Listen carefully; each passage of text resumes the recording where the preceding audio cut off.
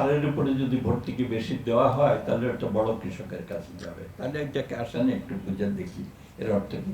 এই যে বড় কৃষক কিছুক্ষণ আগে বললাম যে মাত্র 10 লক্ষ, তারা মোট আবাদি জমির এখন মাত্র 10 থেকে 15% তাদের আওতায় আছে।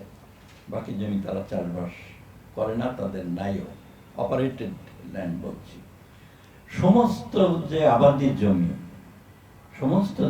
জমি তার 2/3 আবাদ করে ওই প্রান্তিক এবং ক্ষুদ্র চাষিরা, তার মানে প্রায় 66%। আমি আবারও বলছি, এখন যদি শুমারি করা হয় আমার মনে হয় যে সংখ্যাটা 70% আবাদি জমিতে যেতে পারে। কাজে সারের উপরে যদি ভর্তুকি দেওয়া হয়, এটা যাচ্ছে কার কাছে? অবশ্যই ক্ষুদ্র এবং প্রান্তিক চাষিদের কাছেই বেশি যাচ্ছে। আমাদের মনোজগতে আছে যে কৃষি এখনো এক ধরনের সনাতন খোরপোশ, প্রধানত না হলেও আমাদের যারা করেন তাদের মনোজগতেও আছে, আমাদের আলোচনার ভেতর থেকে এটা যায় না, দোষের কিছু নাই। কিন্তু আমরা একটু বোঝবার চেষ্টা করি যে কৃষি কি পেল, সেটি একটি উত্তর। আর আরেকটি উত্তর হলো গুরুত্বপূর্ণ, যে কৃষি কি পেল তাতে কিছু আসে যায় না, কৃষক কি পেল সেটা গুরুত্বপূর্ণ।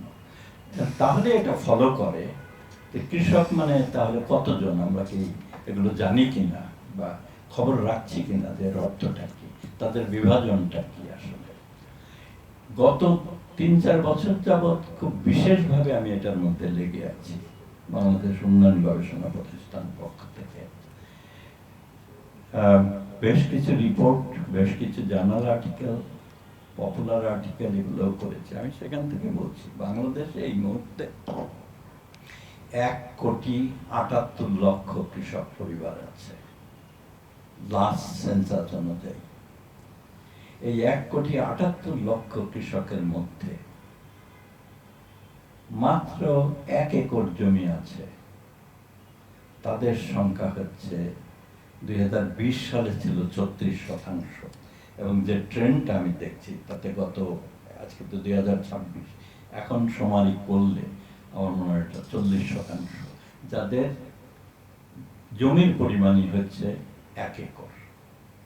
তার মানে একটা বিশাল একটা ব্যাপার কিন্তু এখানে ঘটে যাচ্ছে। 40% কৃষক মাত্র 1 একর, তারা ক্ষুদ্রেরও আবার একটা অংশ, ক্ষুদ্র কৃষক যাদেরকে বলি তাদের একটা অংশ তারা প্রান্তিক ইত্যাদি।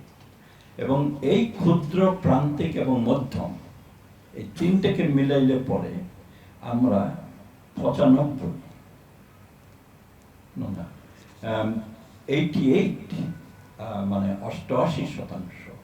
এই 1,80,00,000 কৃষক পরিবারের, তারা হচ্ছে ক্ষুদ্র, প্রান্তিক এবং মধ্যম। কিন্তু মধ্যমটা মিশাইলে আবার হবে না, মধ্যমের সংখ্যা খুবই কম। মাত্র এই ক্ষুদ্র যদি বলি 2.5 একরের, আমি সরকারের ডেফিনেশনটাই নিচ্ছি, এটা ভেঙেও আলোচনা করা যায়, আমি সময় বাঁচানোর জন্য বলছি। সরকারের ডেফিনেশনে যে ক্ষুদ্র, তাদের সংখ্যা হচ্ছে 1,40,00,000। তাহলে 1,80,00,000 মধ্যে আর থাকে 40 লক্ষ।